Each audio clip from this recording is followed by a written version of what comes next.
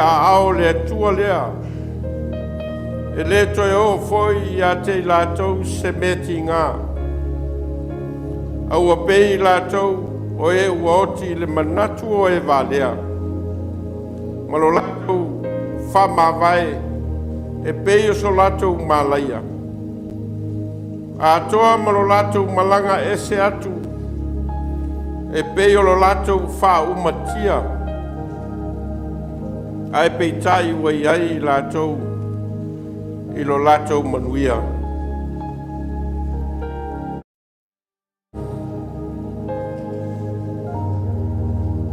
Le mawhaia e leoti, po leola, po angelu.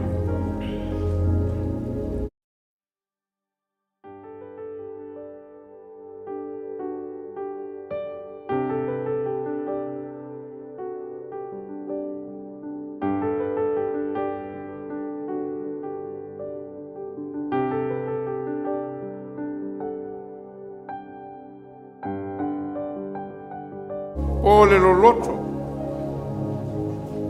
o se tasi mea na whaia. E le ma whaia ia mea o na whātea ese ina mai tātou i le alofa o le atua. O lo ia keriso i e sūlo tātou ali. A muia e whanoa noa. A wae wha mawhana ina i lātou. A wale atua tu vale o tau loto. Ia o tau whatua tua i le atua. Ia whatua tua mai foi i a te au. Tele meno no fwai i mauta o lukta maa.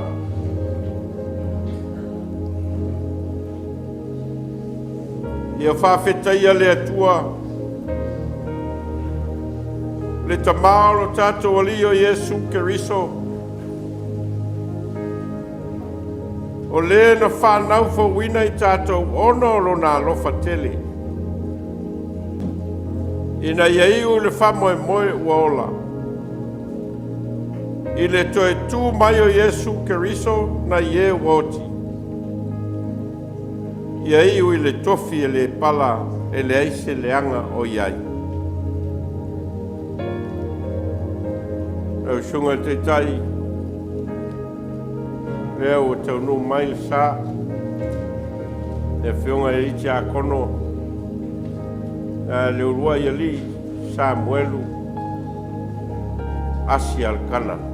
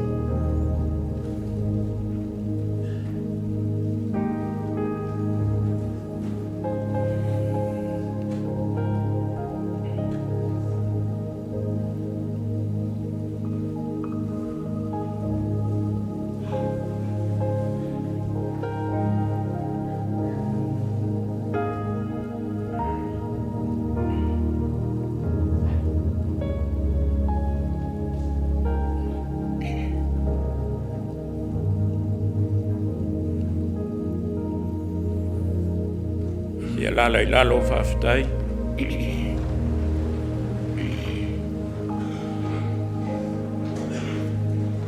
I le suafa malu. O le atua tō taspa ia. I te maa le alo le ngang sā. O te whawhiloa ai ma whatalo whatuai. I le mamalu ua sa Saunei. Pa ia whale tala le lei. Ia whale atunu, sa mōna potu. Pa ia o aingu na lua,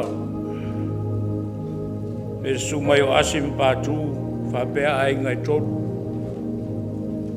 Tulona o e fuata ma le nofo i tuainga. O lua na ta. Whapele matua. Tulona le usoli. Walo ma whanau. Pai o le kalesia i whakasa i porua nei. Le usunga le whawhengainga ma le whalitua. Sunga ia wao, fionga ti a kono ma whalitua. Pai e tapa au ma inga. Whale uporu, whalitua ma tausi. Le loa loa le nu nei. Tama ma ainga o ainga foi ma tama. Le usonga ia tu mua ma pule. Au malataua ma le waa fonti. Ia, whape foi le motu i sai. Whaftai le whapanua mai o tau taimi tāua, mo le nei foi aso. Tātou te awai whatasi le toi Sauniga, o le tātou ta manei, le Afioga le ti a kono. Le auna le atua i lana e kalesia. Leulua'iali'i Samuel wasi. E mafuta mai le ngango tāpua inga. Tātou te watu ai lumo le atua. E ofu inatu le nganga lu tātou tamanei. Iona ao. Fetala Yesu. Te le tuua o tau e matu oti. O te sau i a te utou. O te olao. O le mea le ola ai o tau. A whai e alofa mai se tasi i a tau. Mātou tina nofu mai ia. Si o tātou te talo. O mātou a nganga ia ili nei tai ao le li e. Ao mātou mafuta whale a inga, whale kalesia i o lunga. E toi Sauniga o lo mātou ta manei o lau o auna. I le ofo inatu o lo na nganga i o ao. I le manuia ma le ola e whawawau. O umona e Saunia mo i mātou uma o e ua whātuatua. O mātou mafuta whātasi le nganga i tasi ma le loto i tasi. I ofo inatu aile nei tāpua inga o se osi ngā taulanga. Ono loa lofa ua sili lava lea mo i mātou. Mātou whanau na watu. I lea whio mai o loa nganga pa ia mo i mātou. Nā te Saunia whale nganga o mātou loto o tāpua i umanei. Ina ia mwhailawa na mātou ofu ina atu le tāpua inga. Ia whai mawi inga i lawa whio lo mātou atua. Lo swafa Yesu o mātou te talo ai nei. Amen. Vi ingo le tua e lima, tātou te vi ai.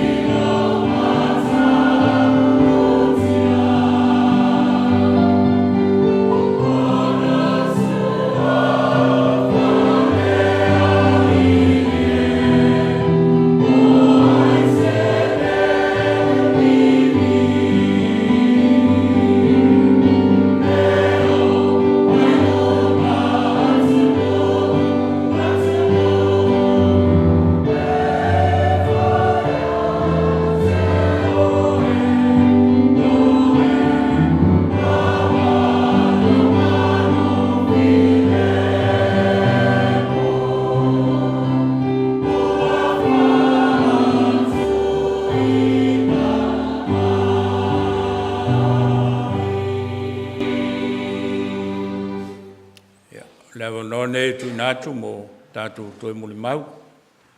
O le soifua o le tātou tamanei. E ona soile ma le pese au alofa le whanau.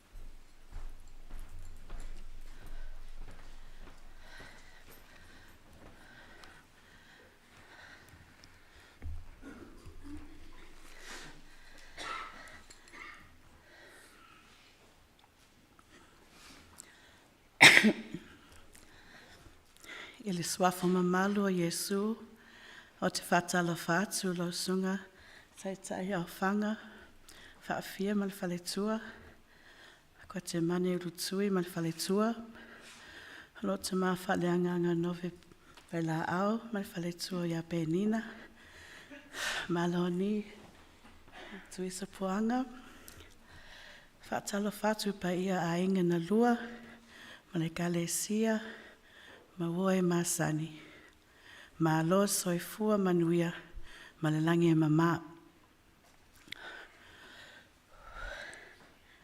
O au, popali'i, ma o sa, sila whanga mali asi. O le temi mua le nei, mua whaino o whaaleo ingoa, matai, leo te matai ai. Ona o le vau o tama, i tu tonu le ekalesia, e peitai ona lea, he mafutai o ainga i ono ina, i suafa matai.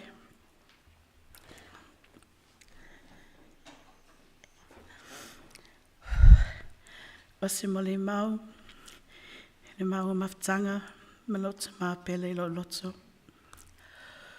O Leulua'iali'i Samuelu a le kana asi. O se tamai alofa. O se tamai anga malu. Tosi ainga. Tosi ekalesia. O se tamai whaini whatai te inga le leimo mātou le whanau. O ana onga ina ia mātou tosi ainga. Tosi ekalesia. E mai se lotu alofa.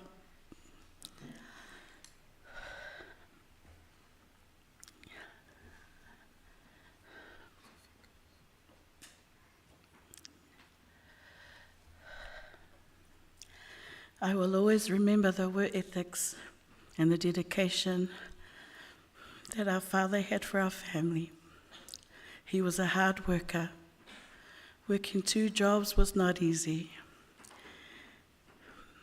Married at a young age, 4 children in a foreign country, as they were the first generation here in Porirua.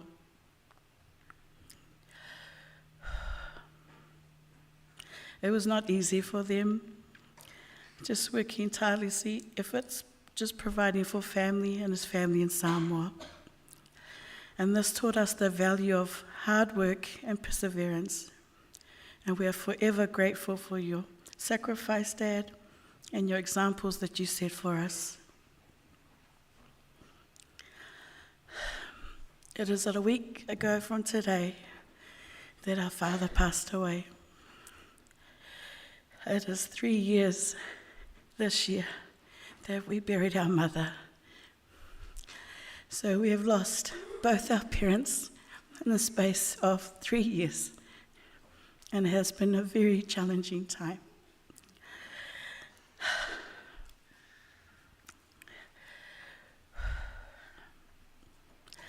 I received a call last week from my daughter, Nikayla. I was in Melbourne at the time, attending a 21st for families. My fiance and I got up early Saturday morning and we were talking about the events of the night before. And then I received the phone call from Nikayla. It must have been a mother instinct when I answered the phone, because I looked at the time first and I thought, well, Nikayla doesn't usually wake up this early on a Saturday. And I thought, okay, something must be wrong. answered the phone, and I could feel it, just in Nikayla's voice and her breathing. And I said, "Oh, what's wrong, Kayla?" She goes, "It's Papa."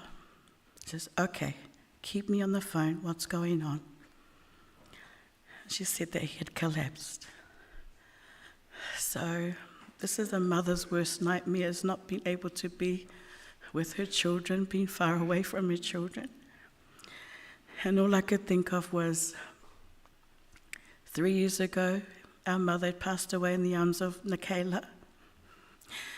And now my dad had done the same thing and passed away in the arms of Nikayla.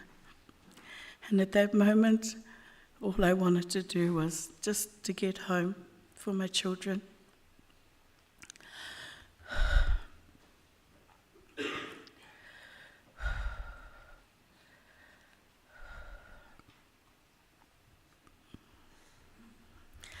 After 10 minutes, trying to resuscitate Dad, I knew in my heart that Dad had gone. And they were still trying after 20 minutes.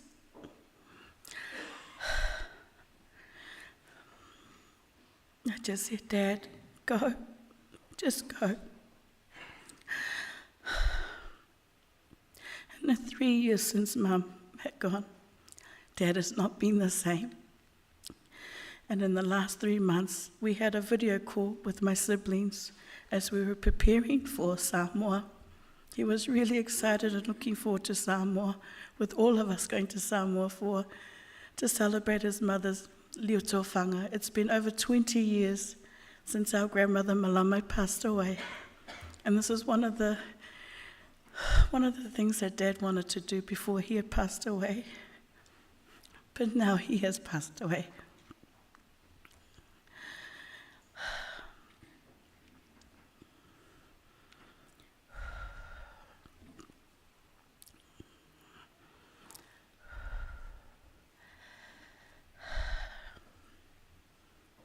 I have many, many memories of Dad. When I travel, I take Dad with me. Last year was our last trip to Samoa in March. We went to Leulua'iali'i for our saufa'i. As frail as Dad was, he was determined to come. His mum wasn't there, but he wanted to be there to support me, so we prepared to go. And Auntie Ruth joined us as well. I was very blessed to have Dad there.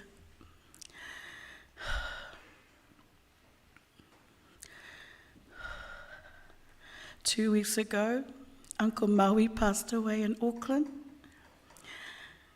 We made a plan that I was going to drive. I was just going to go by myself, and Dad was going to stay with Nikayla. Dad decided last minute, "Ka we go." So we went. We stayed with Auntie Moia.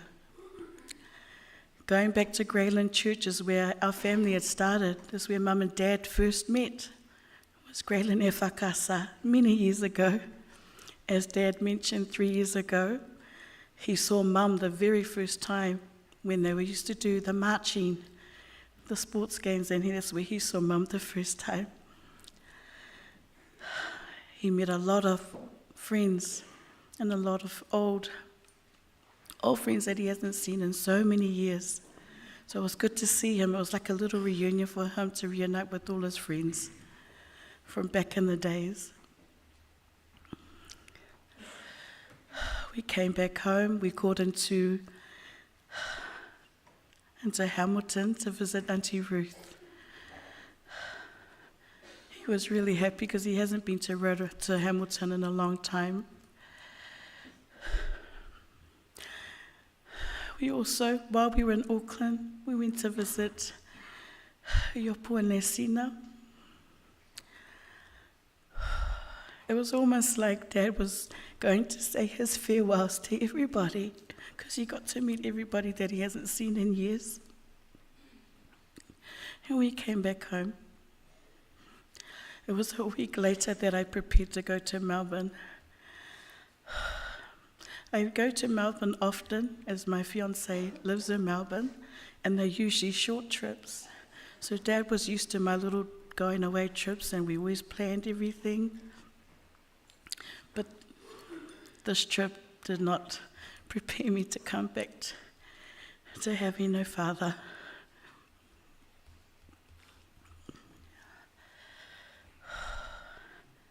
It's been a very challenging week. While travelling back from Melbourne, I had my EA hat on, had my laptop, and just preparing the funeral while I was travelling. All I could think about and all I could hear was my dad and my mum.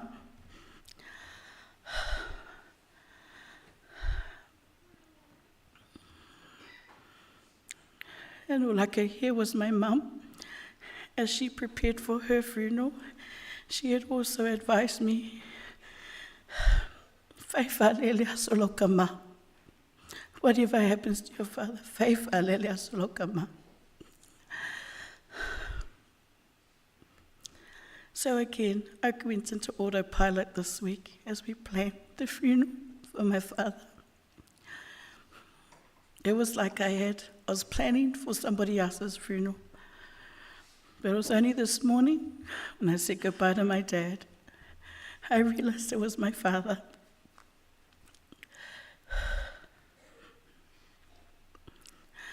I've lost my best friend, my mentor.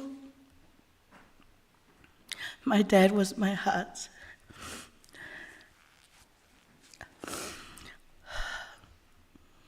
Dad, thank you. I am the person that I am today for our family because of you and Mum. I may say, "Oh, your whakuanga."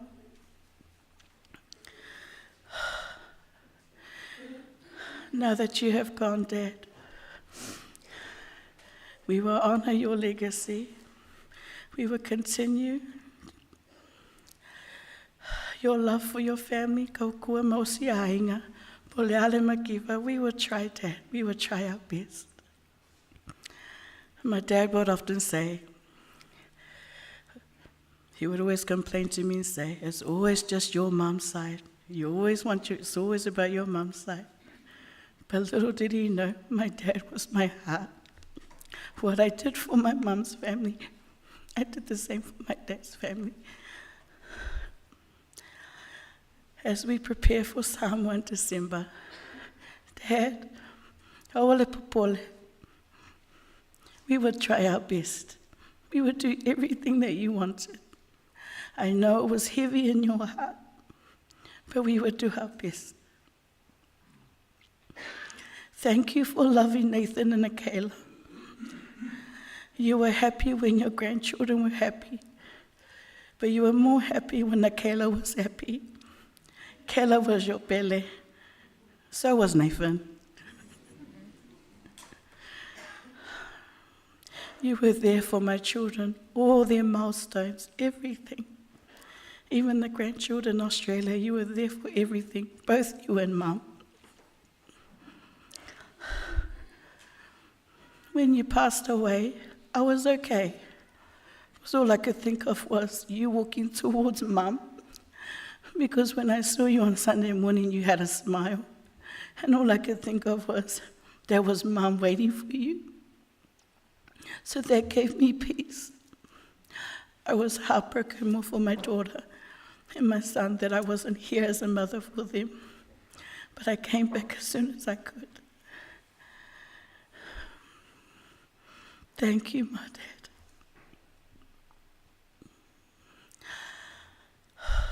I'd also like to thank our families that have travelled afar.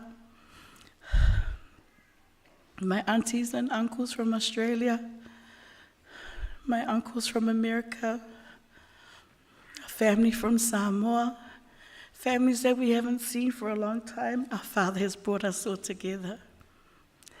Dad has always wanted to have a family reunion. Our last family reunion was many years ago, and he would be so happy if he was here today to see everybody.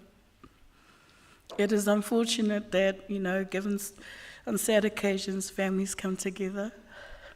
but we are happy. We are at peace, and your presence gives me strength to move forward. All I ask is your next week, when everybody goes back, it'll just be me and my children. It'll be a new journey without a father.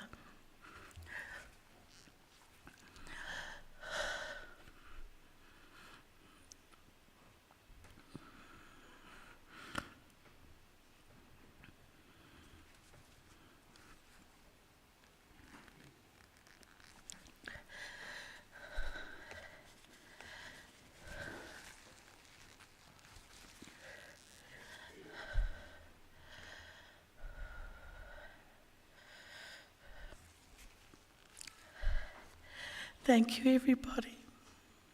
Really appreciate all your love and support. I don't know what it's going to look like for the next 3-6 months. But with your support, I know we will pull through. Thank you for your prayers. Thank you for your monetary gifts. Thank you for being there. Thank you, everybody, for being there for my children on the Saturday when my dad passed away. Nathan went live that morning, and just seeing all our close family and friends there, it was a weight off my shoulders, just seeing you all there, and my kids weren't alone. And for that, I will forever be grateful.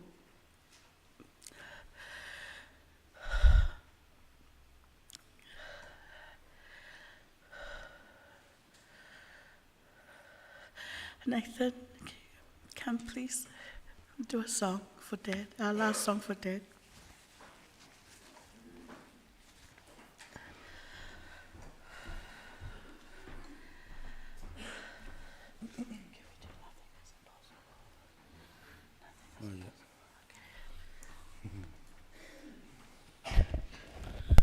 Koe so fa fo se il pesele. That was Mum's song. O le pesele nga fia se lo mokua. Ai pe o le kala tinale a fifil lo mokua. Fifil ko inga. Anga sa pese mai fa kasi. Nothing is impossible when you put your trust in God. Nothing is impossible when you're trusting in His word. Hearken to the voice of God to thee. Is there anything too hard for me? If you put your trust in God alone and rest upon His word, for everything, oh everything, yes everything is possible with God. Eleai se mea ele mawhai, peai wha atua ile atua. Eleai se mea ele mawhai, peai tali tonu I ona upu. Le atua ua ia whetalai, eleai se mea e whaingata, wha atua I lau atua, e te malo si ai. Awa e mawhai o mea uma, I oe e mawhai mea uma e le atua.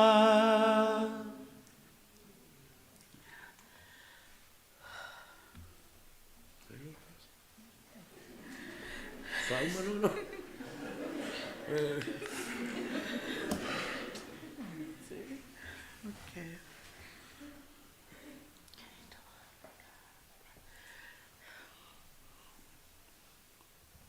Pe tere mua, fwai pue wha, fwai pue sfultas. A whai e tau tala se tasi I a tusa ma Afioga le tua. A whai e au auna se tasi I a tusa ma le malosi, o fwai ina mai e le tua. Ina ia vi ia le tua I mea umalava, Ono Yesu Keriso, ia te ia ne vi inga man malosi e whaavavau. If anyone speaks, they should do so as one who speaks the very words of God. If anyone serves, they should do so with the strength God provides, so that in all things God may be praised through Jesus Christ. To him be the glory and the power forever and ever, as we all say, Amen. Thank you.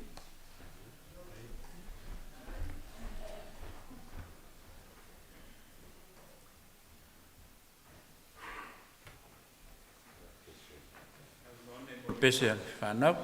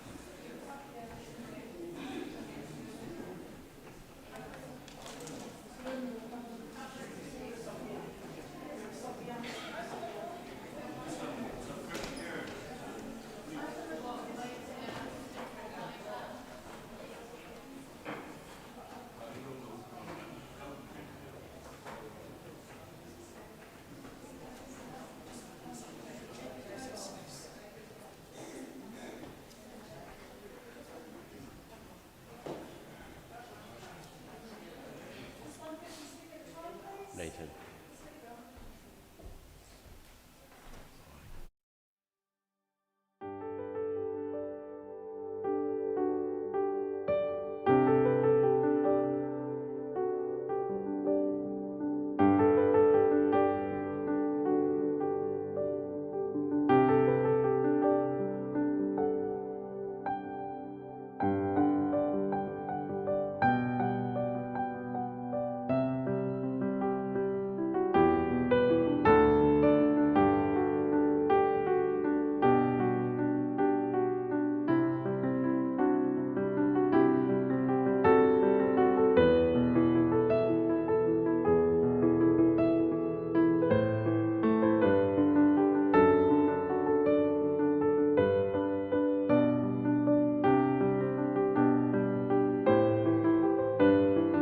Riso leo le kalesia o te whatalo whatua i pa ia o tapo inga e le tue Sauniga ne o le whiunga i te akono o Leulua'iali'i Sauniga kana. Ina ua maliliu saulo ma lo Natali o Ionatana i le taua ma Filistia. Ona sa'i leo le tupu o Tavita ma whapeane maunga o kile po ai. Awane iei se sau, awane iei se ua i a te utou po whanua e tupu ai taulanga a wawa lafo ina ai talita toa. O le talita saulo, e peise i ina le whau ina o ia i leu. A we ua mali liu toa mau mawai au penga le taua. E ina ua mali liu whanau a iopu ma o popo ngai a iopu ona whapeane leo o le upo le perfeto iopu na u sau ma le lava mai le manava o lo tina. O le a o foi atu iai ma le lava. Foi na mai e le ali, ua ave ese ina foi e le ali. Ia wha manu ina le suafa o le ali. E na ota mwhai paulo e wha matala i tangata kerisiano i Roma, le winga o le ola ma le oti. O na wha pea leo upo le apostolo. Wai le aiso tātou e ola mo ia lava. Le oti foi se tasi mo ia lava. Wa fai tātou te ola mo le li. A fai e oti mo le li. A wao le mela valea, na maliu ai ke riso ma to e tu ai. Ma ua soifu ai, e na ia fai o ia mali. Mo e oti atoa mai ola. Mōri mau whatus pa ia e whawai ai se mōri mau al whaiwhi au mōri soifua whale nganga. Ma le ola tau tua le liti akono ia Leulua'iali'i Samuelu asi. Mōlona ali o Yesu Keriso e ala i le aulotu ma le kalesia e whakasai porua nei. Matau no mai le aulotu e whakasai porua nei le awhi salau i wasfulu ma le fitu. Ua umao na whati a kono ina ia Leulua'iali'i malona whaltua o ulavau. Na o ngā lulua le tele o vaenga o le ngā luenga le aulotu. Au fia ai le au ngā sā, le au talavou ma le au whaipese ma le mawhitanga tina. On tangata e fōlinga mai na whae e ina o la tofiti a kono au talavou lava. Leulua'iali'i o se tangata e fia e a wai i leo whaipese le au lotu. E istaimi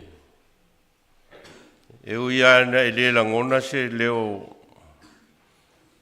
o Leulua'iali'i teimi o pese. Ale mesili au lai nofo i leo whaipese. E maliu nei a Leulua'iali'i o vea ma teitei fono le mafutanga tamā le aulotu.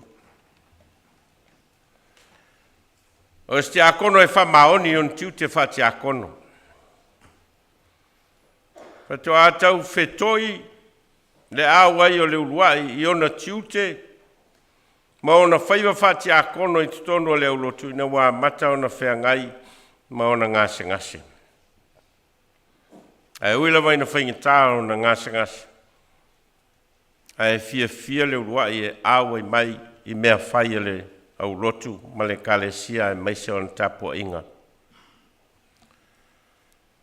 A sa ili si tō wha le aulotu ma le kalesia le nei. Stasi leo tamae. Pa moe, ai le sa ilinga o le tō wha le aulotu. A wā o ina ta talalana tō wha ma sa ili fo i se finangalo o le aulotu. O Leulua'iali'i le tasi o te akono e wha moe i ai le sa ilinga o se finangalo o le aulotu. O le awai a Leulua'i i ngā luenga whai ma ngā luenga whaatino le aulotu e le se me silingia. E on tā ua i mōli mau le po le stofi ma nei foi tae au mua lewa le tautua tua vai ma le tautua matavela a Leulua'iali'i maula vao i le aulotu le nei. O alo ma whanau o ma Leulua'i maula vao o i nei na fofoa atuai o lātou soifua whaleanganga. Ta ape atu fo i isi vaenga le lorangi e sa ili manuia ai mātia ai ainga. Ai ao lava ina fo i mai tono le ainga o i nei lava le no fuanga o le ola whaleanganga. Ma o lo whaua wina pea e nisi o whanau ma whanau o whanau le tautua a Leulua'iali'i maula vao i le atua e ala i le aulotu ma le kalesia i porua nei. E mimita ia Leulua'iali'i i lana e kalesia ma lana aulotu. A wae la vea Leulua'iali'i i tangata sa asa ina ulua i tausanga o le atia e ina mai o le aulotu i tausanga umawai. La vea i Leulua'iali'i i tangata sa whawhau ina mai ma fofoa ina le aulotu ma le kalesia nei. O aulotu e tangi lava i lima lo nātia e ina. E mana mia e fo ni tangata totoa ma ni tangata loto te tele la tau te langa ina se aulotu. Ma wha au le ngā ruenga se aulotu. Ma mōli mau pea mō le atua ma lana tala le lei mō tūpulanga o le lumanai. Nea wāngai atu le ono sifu tau sanga o le aulotu. A fua le matua o Leulua'i. Olono winga e a mata ngā lua Leulua'i i tono le aulotu nei o se tangata tala vau lava. A vai foi lai fai mea talai. Ma lima lau Leulua'iali'i i lana aulotu. Ma lona atia e ina mai sala ina fai mea talai e le ti akono lea. A wā o se tangata na ofo ina lo na ola tautua i le ngā le atua mai lava o talavou. O le tangata lo whao ngā ina na au penga o le taua na foa ai e le atua e tau ai mo le tala le leia Yesu Keriso. E lei mau mawina au penga o le taua na foa ai e le atua i a Leulua'i. A whai o te whamatala ina mai le waai whawhai whiau, le itua i ngā tangata ngā lue i ai, Leulua'iali'i Samuelu, o te tonu e le se pe au whapea ato Leulua'i. Na matua sao le lei, ma mautule a wala na ia teita ina i ai lona ainga ma lana whanau. Sa samolo na loto ma lona nganga i le atua, mo se le leo lona ainga. Ma se le leo lana whanau. Nau ia Leulua'i e hia whaiso nao ngā whatangata kerisiano mo le atua. Nganga foi ina ia maua sana mafutanga mafanafana malona atua I lana sa I linga fale nganga o ia o le tangata na whaia le atua I lona whaatusa. Na wai whawhai whi au e ele tāwhatolu o le soifua ofo ina o Leulua'iali'i Samuelu. Na le tafa mua mua o lona loto I fale a inga. O ia malon tō lua malan whanau. O stangata e osi a inga ma o stangata e alofa I lan whanau malon tō lua. Whai a inga lei. O la maftanga whaunga li maula vau. Malana maftanga malana whanau ma whanau alan whanau. O mea alofa tangata na foi ina I le atua mo ia. O se tangata e whamoe moe malaua lunga lona langona mo le lei o lona ainga malan whanau.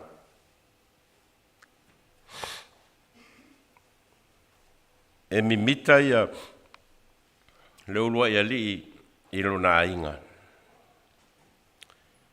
E talatala fulu foi Leulua'iali'i I lana whanau ma whanau alan whanau. O se matua whaitama le lei. E alu lona ola sa ili ma lona ola tāpena pena. Mo lona inga ma lana whanau. O le tawhalona lua o le soifua ngā lue o Leulua'iali'i. O ona suafa matai. Ma lana ngā luenga whataitai. E nā te samoi nai mea le lei. Mo le whatua tuanga o le ainga, wa veai o ia mamatai. E tausi mamalu, ma wha me melo Leulua'iali'i, I le whatua tuanga wa tui na atu e ona ainga e veai o ia o se matai, o se taitai, o se tangata au auna mo le ainga. E lo foi e Leulua'iali'i tausi, lona tūlanga wha matai I to tono le sau whainga ma isi foi matai I to tono le aulotu male kalesia. E lo le lei Leulua'iali'i le wafea ngai. Na te lo foi teu le wafea loai e malu ai le kalesia I le itu pao tamā, le itu pao tapa au mainga o le aulotu. Ma le vām whale o polo le kalesia le nei. Ma nino le lei, ia Leulua'iali'i le vālea. Na te I loa foi tausi. E whai mea mamalu, ma whai mea tau aloa, e tusa ma mamalu o whae e atu, e ona a inga ia te ia, e a veai o ia mamatai. O le tawhalona tolu o le soifuanga lue o Leulua'iali'i o lana e kalesia. Te manatu a tele upu I le tawhalea o le soifuanga o Leulua'iali'i tonu le ulotu ma le kalesia. Ai o se mea na mata mai lona a inga I solo ma ta. A wana whawhailele mai e ono matua I mota, male kalesia I mota. Ma ua veai o ia o stangata ua matua, ua umaona tapena le lei ina mai e ona matua ma ona inga, whaatino aina lana tautua I le atua.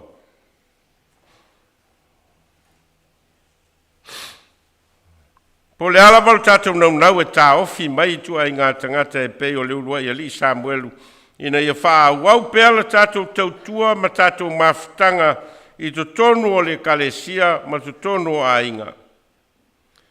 E whailawa le pule le atua mo loutou soifua ma lo wola. E o whamanawa le atua le soifua ngā lue o Leulua'iali'i. Tātou mali lia ma mamoli le vi inga I le atua ono le soifua o ngā. Sao tātou mafuta ma militino whatasi I to tonu o le ngā luenga o le tala le lei a Yesu Keriso ma to tono o tātou ainga. O I tātou o itu tino le tino Keriso.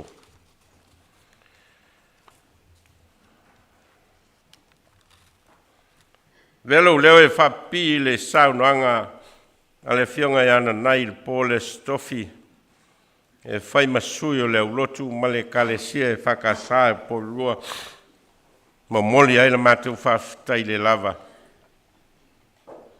I mātua na tau wala mai ai le whawhai le leina o le soifua o le Leulua'iali'i i le nei lalolangi. La ngā ruenga na whawhau inai ma whawhai lele inai le soifua o Samuelu. Mailo na laititi se o mai lava ina matua ma whātuatua inai o ia malana ngalue. O lona sio manga lava lea i ona mātua ma o onga le kalesia ma whai whiau. Tātou maua isi Samuelu lei. Tātou maua isi Samuelu tau sāwhia. Te Samuelu sa whao ngā le lei ana au penga o le tau ai mō mea sili ma mea mātanga o fie vi i ai le atua. Mātou te moni foi le whawhitai i lau sunga le iti a kono Leulua'iali'i Samuelu asi e tusa o le tātou mawhitanga sa tātou ngāru lue so tau awai i le ngāru enga le atua i tono le aulotu e whakasā i porua mā longa lue, mā lo le mōli mau i loso i fua na ofo i na mai e le atua. A whai e ese upu a Leulua'iali'i Samuelu e tū mō lana whanau ma ona a inga atoa foi ma tātou ole le kalesia. E ele upu a Paulo na momori lona atali whale nganga o Timoteo e whapea. Ao oe Timoteo. Ia e whautauta i mea umalava. Ia e ono sai mea tinga ai. A e whaile ngā ruenga a le fola le tale le lei. Ia e matua whahi uina lau whaiva. A wā. O tau le tau le lei, o iu i a tau le tau sinionga, o tau fi le upo le whatua tua. O le nei wa teu ina mo au le pale o le ame o tonu, e foi na mai a tau le la vaso e le ali wha masino ame o tonu. A whai e whaonga ina upu ia Paulo i lona tali whale nganga o Timoteo e whai ma upu tau ma vai, a le Afioga le riti a kono ia Leulua'iali'i Samuelu mō tātou uma, o se ala fua le lei lea. Wā wai lo le lei e Paulo le mea iu i ailo na soi fua tautua mō le li'i. O le pale o te wina e le atua mō ia.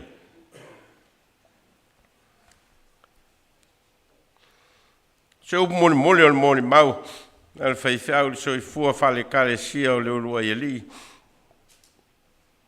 O le lui al fai fiau mo whanau o Leulua'iali'i. Ma uso ma tua whawhine.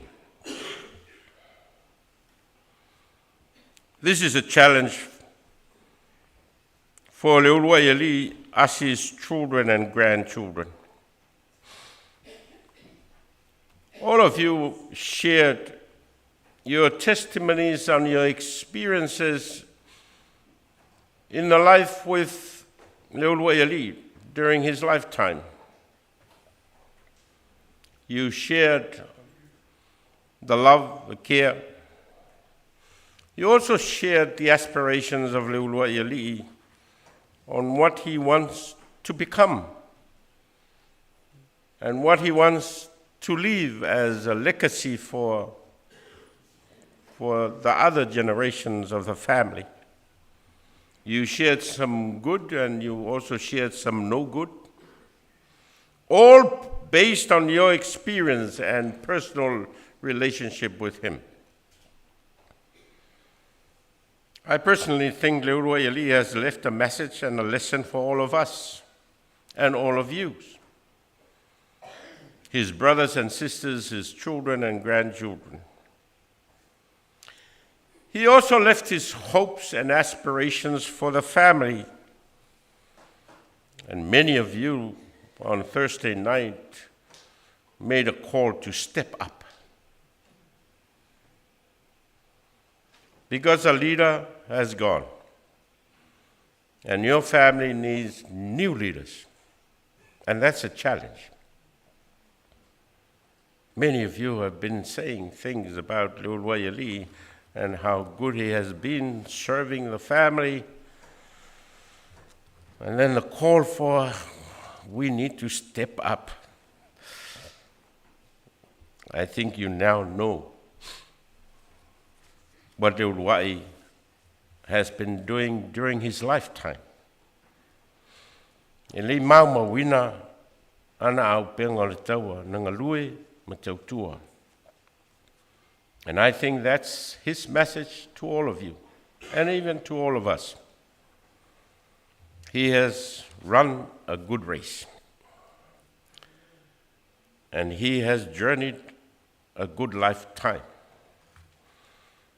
Mai tātou te tonu foi, ua whaia lava I le atua, ma whao ngā le leia le atua, Leulua'iali'i, o lana mea alofa na foi na mai, mo lona a inga, ma ona mātua, o lona nuu, ma lona la whanga, ma lana e kalesia e whao ngā le leia I le soi fua, o Leulua'iali'i mo le atua, ma lona whina ngalo. Mau le lui folea mo tātou o lo ola pea. Ona soi fua o ngāna foi na mai le atua. I le suafol tamā le alo malengang pa ia. Amene.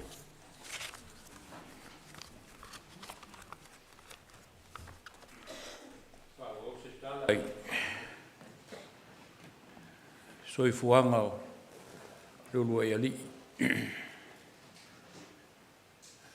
Lea ua saunoa nove lon soi fuanga fale kalesia. Ia matoi upu e peo na maua. E leo maua o penga. I le tamā nei. Ia o whetau I ei upu ia. Au auna le ia ma le wha maoni.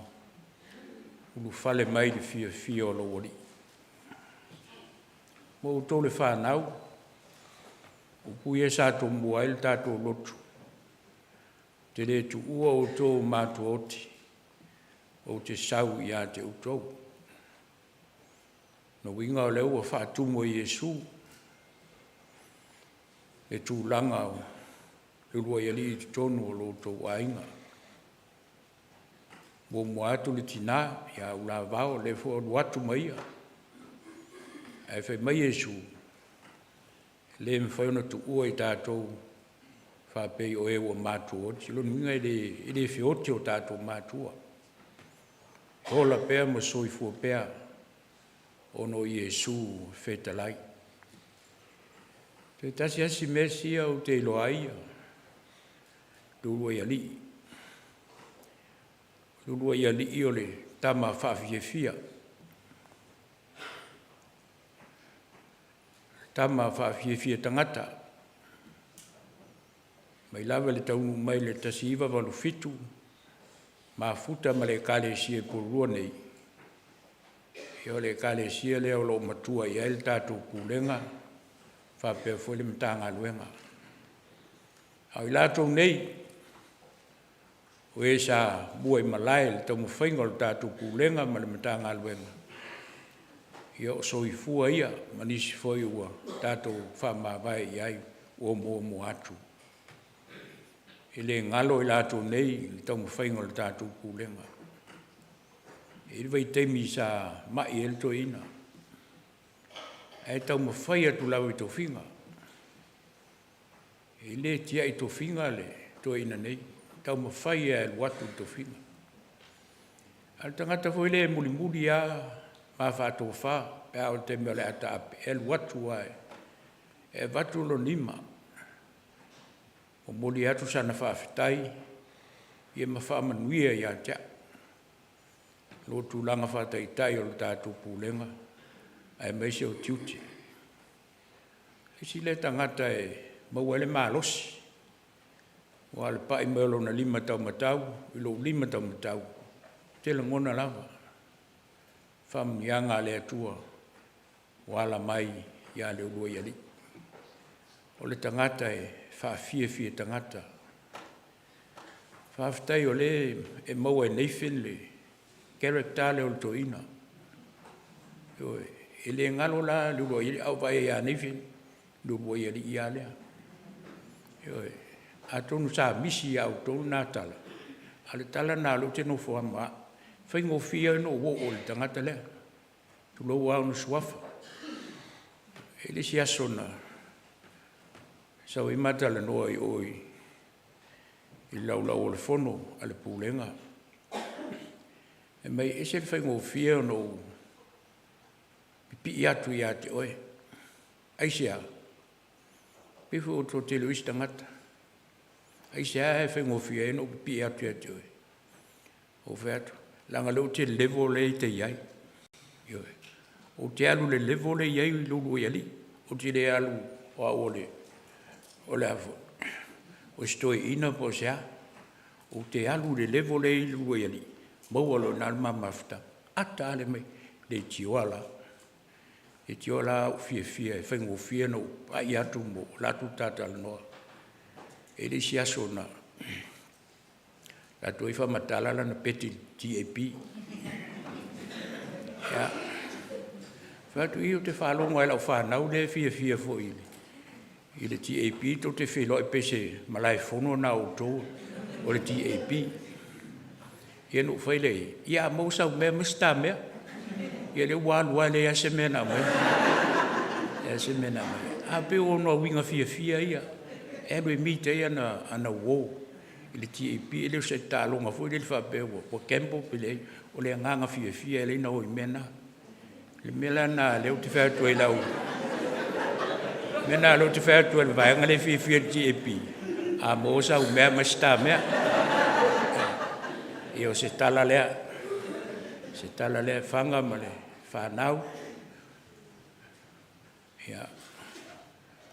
O le tala le Iesu leo mai mo tātou. I le mwhai au na mātu oti tātou. Leo e Iesu tono tātou ainga. Ian tātou ora fia i lava lea. Ne whemei e mana o mia e Leulua'iali'i in taita. Ia, le woni a maia whataitainga whataitai mo tātou. Ia whemei pese le masa ne nefin. Follow the leader. Ia, o anan mele toi. Tātou muli loi me umana whail toina. Ia, tātou ora fia i lava lea. Au tātou mafutai le kālesia le atua. Ia, o tātou tālusanga, ia la Sauniga le tātou tamatoina, ia tu isopoanga.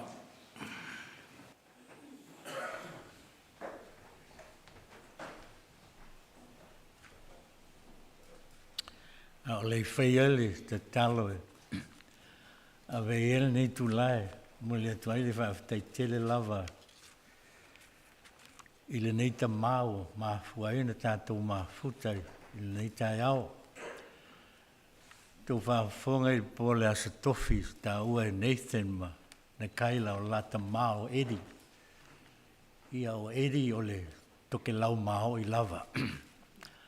O le nethi o au ia Edi. Mātou maafutanga fo i lama, nai whanau ia. E le mawhaio na avesea. E ma sani lawa ma fito soa i manove pelo lotu I pelo lotu I a mātou I pāhina o vedule ia nove e le lele lo lotu ia oe e le le ia le tautala Nathan I lana wha Samoa ia lato te sila fia e se le tale nia o Nathan ia pena fo I la o na uso mauna tua whawhine tonu si o tātou a inga ai whaafitai tele lava, Leulua'iali'i. So se mea lava sa mātou whaia I pāhina. E masani lava e o atu ai a soifua mai foi lona whaletua. E le mawhaina misi. E o atu lava e lango ona o le alofa I si ala whanau sia.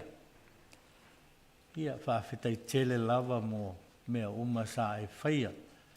La au mātou whaalongolongo I tala ale whewhi au. Ia whaamanuia tele le atua tālo sia ia whaawau pēa le whanau. the grandchildren as well. La whaita tu talo.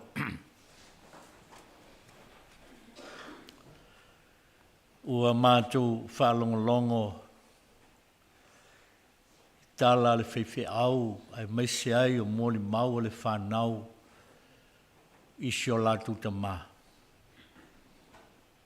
O me ia mana tua ai le soifua ma le olanga o le tangata o mea saana whaia e le ngata i tu tonu o le ainga. Pēnā fo i tonu le kalesia ma le community. Le tua ua mātou o atu i le neitai au, po le ale tele o mātou tala e whai.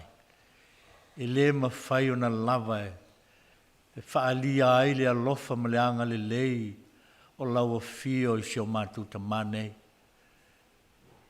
Whaafetai tele lava ta mā. I la tōna tupu mai ma, soifua mai i nei mātua. Ma i la tō fo i wa, ola mai ia i la tō. Moli atu la mātou whaafetai tele. Tele tāle ni le lei, sa i le tamā nei. I lana maafutanga fo i mas, le sa ia filifilia. E whaima ona ainga le atua u lava o whailangi. Le malanga ale tina. Ia ale nei fo i wa. Malanga atu le nei tamā. Whaafetai tele le atua. O ngama me o uma wa e whaia mōla ta mānei. Mōli atu ai la mātou whaafetai tele wa i la tōna malanga ma mau mai Australia ma isi vaenga o New Zealand nei. La tō whaalongo i le tūlanga wa o iai le nei ainga. Ia ua le ma whaina ma nofo wa o mai. Ia au wa lava tūlanga whaale ainga. Le tua whaafetai tele mo au ona tautua. Mai se lava le nei au lotu, le nei ekalesia. I lona o langa tautua. Mea sa ana whaia le ngata o le ekalesia pe na fo i la lao le ekalesia. Whaafetai tele le tua. Mea uma ua e whaia. O le aesa mātu tala. O lava o le nei whaafetai tele lava. Loa lofa ma loanga le leu a whaalia. Mātango fia le ne yaso. Whai maaso e wha ma vai ai. Isio mātu ta mānei. Sili la mātu whaafetai le atuai ona o Yesu Keriso le ali'i ma le whaola. Tu sai o onga le leisa ana whaia. I lona au so o mai lava ia i mātu.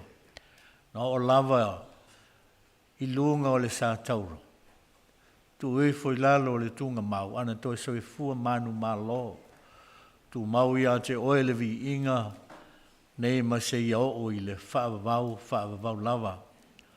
Ai panga lava le tu ai. Mātou te langona, le mātou whaamau lalo tele. Ui lava wa tele, ia whaatu e senga wai, luma o lawa fio.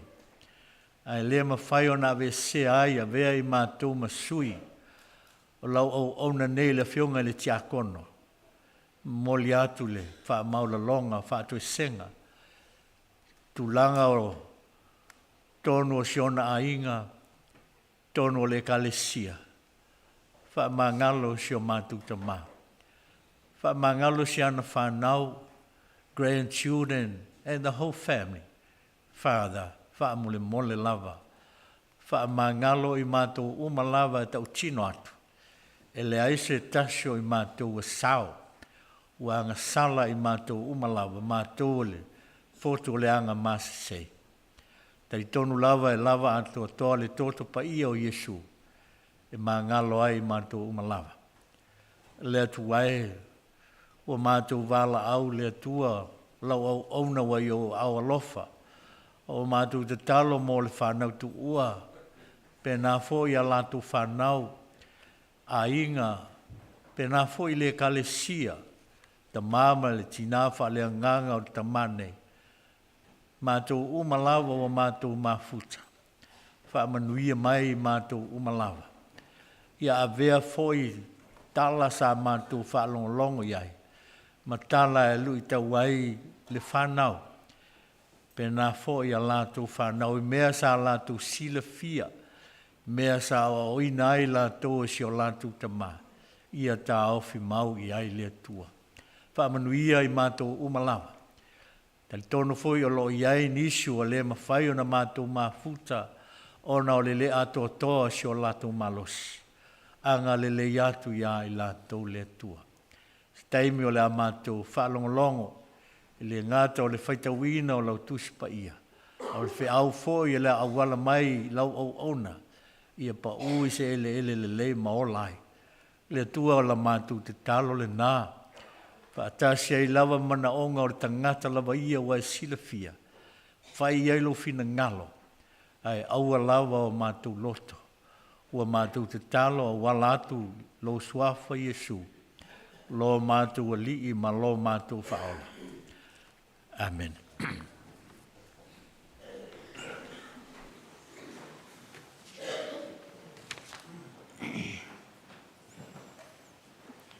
Pese e lua se lau whitu suma leono, tātou te toi pese ai.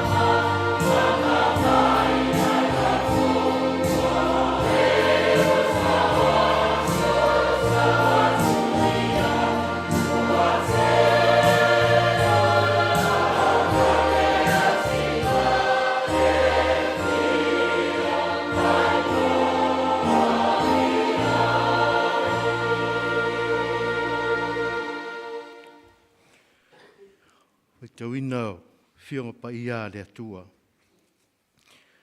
Tusi mai le whenga tuai, lau tusi o salamo tōru sifuru ma le wha.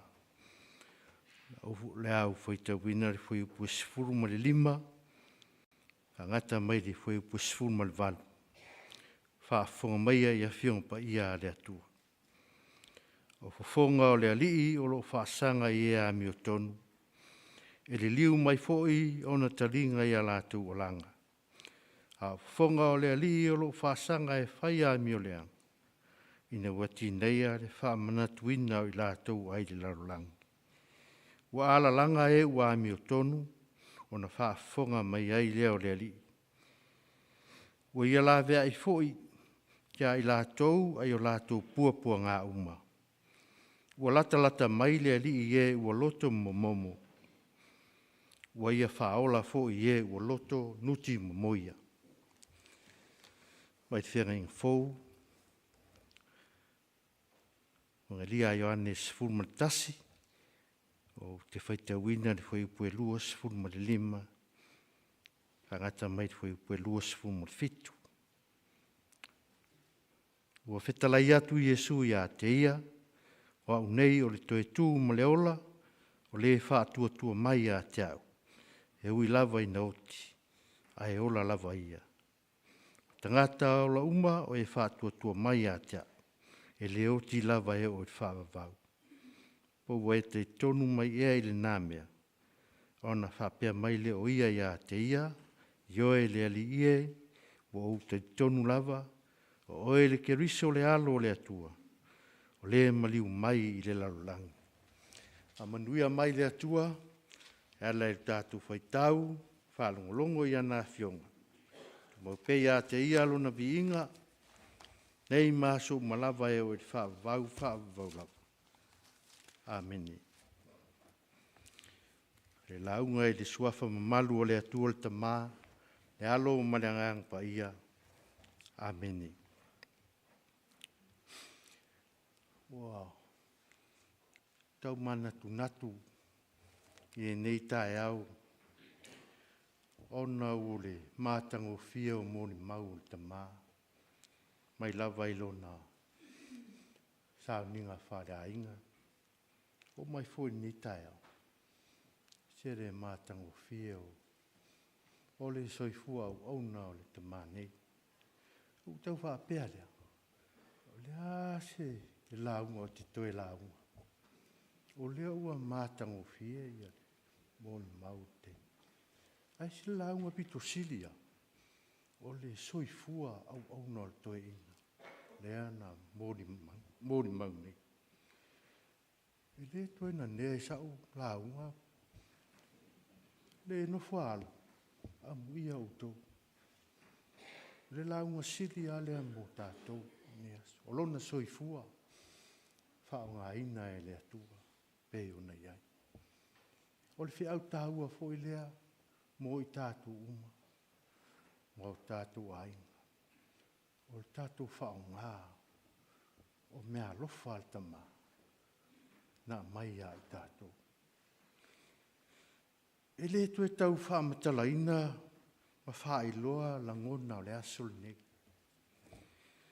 Te tonu fo i walu na vai aso, ma le nei vai aso.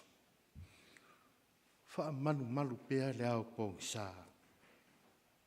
Le nofo alo, pa ia o ainga na lua, pa ia o le kāle sia i porirua.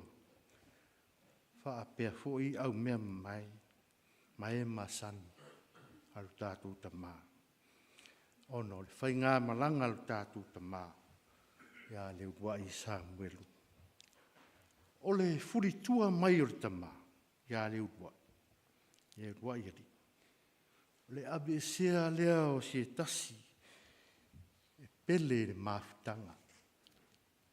A inga, a e maise le nofu ala. O le to e sea fo i lea o se tasi, mai le sao fa inga a le kālesia i porirua. Le sa whamatua i tumu le sau whainga te paau mainga. A o si ti a kono foi ale o kāre sia ma le pūlenga. O le sa whai ma siri anga, o le ngā ruenga le atua. Ua maua I mōni mau penga whailangi. Mātango whio o na Sauniga pāre ainga. Nei fo I Sauniga ma mōni mau e pe ona whukaina e lana ua. O le mātango whio. Maisi o lona Sauniga wha mawai. O se au na sanga lue wha maoni. E le ainga ma le ngā ruenga le atua. Tusa ma mōni mau. Ia via le atua le soifua o tūta mā. Mā se tasi leo la ngona o le asuri nei, e deo se ngona whai ngofi. O le āmisia o ia. O le āmisia e le māwhitanga le ainga, le āmisia e le nofua alo, ma le kāresia.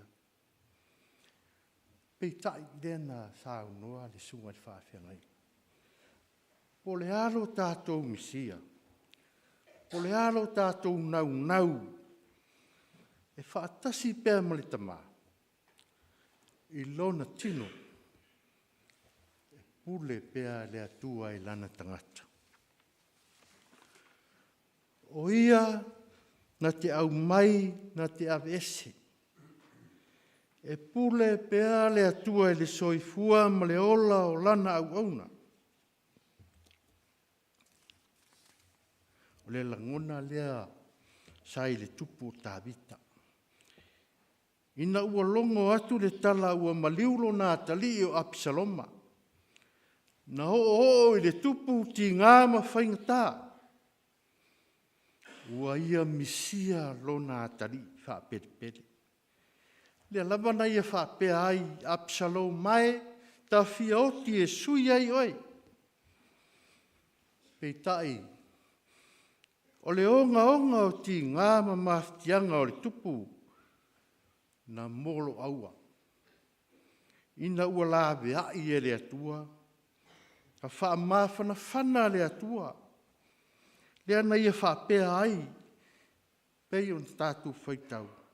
Ua lata mai le ali e ua loto momo.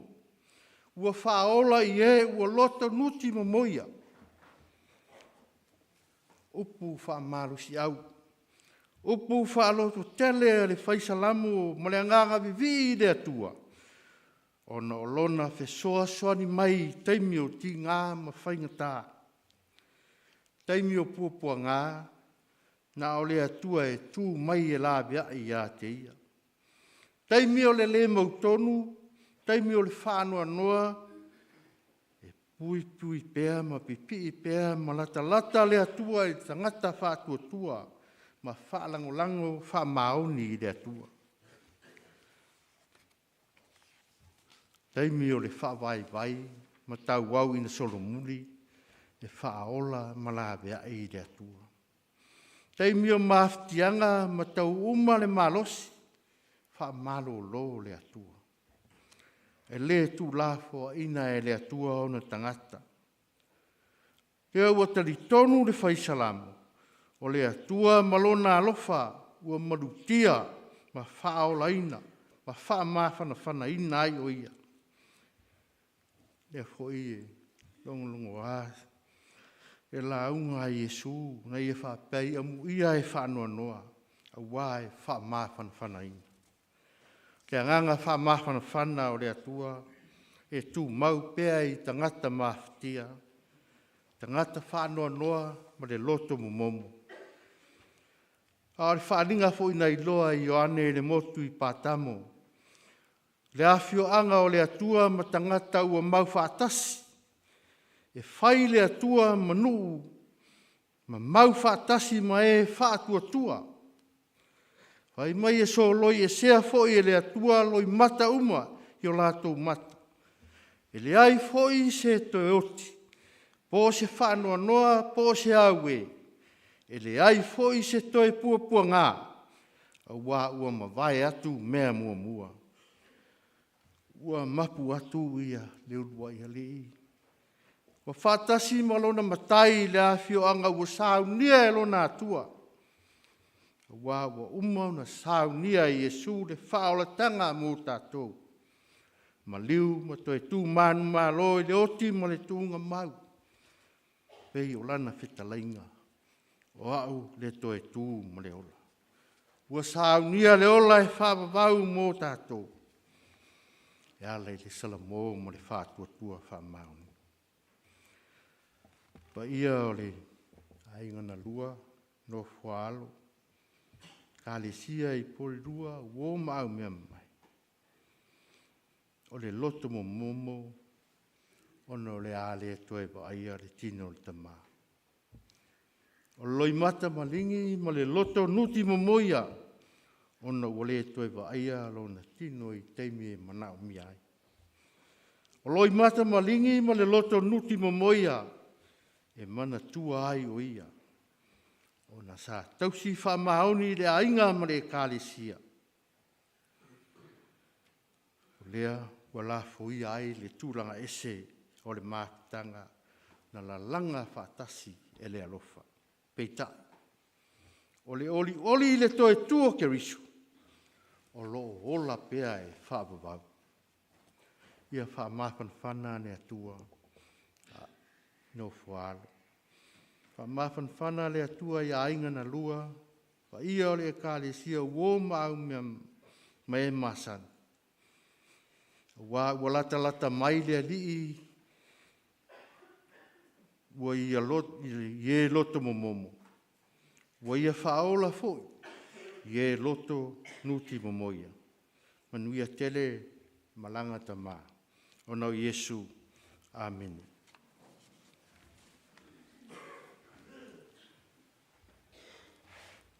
I mai male mana o le anganga, tala lei mo i tātou nei tai au, whaalu tēne nei pē i tātou, tu aso whaingatā ono le maua, tu ua le tātou mawhitanga, le pese se launua sulima, tātou pese ai.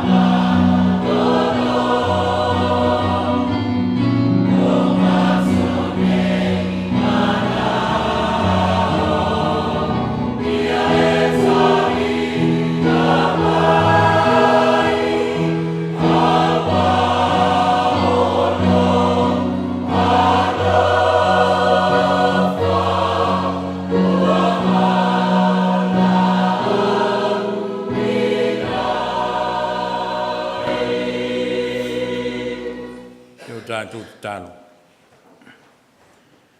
Mātou sauni atu e. Langa atu I lona oli o le sanga tu mau. Tei ina pe mātou I le saunga le mua lau fio le ali e.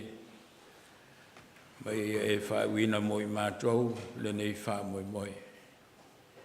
E lungo I mātou manele lo fitu noa lau fio le atu o le tama le anga leo I sulo mātou li whaola. Mau pēle mawhitanga mlau fio nganga pa ia nei masa uma. Mai o atu e whawabau lama. Amen. Ya, tātou tutulai se mo moatu le sāro tātou tama nei.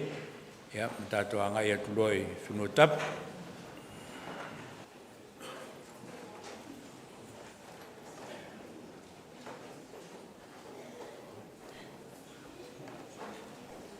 Thank you.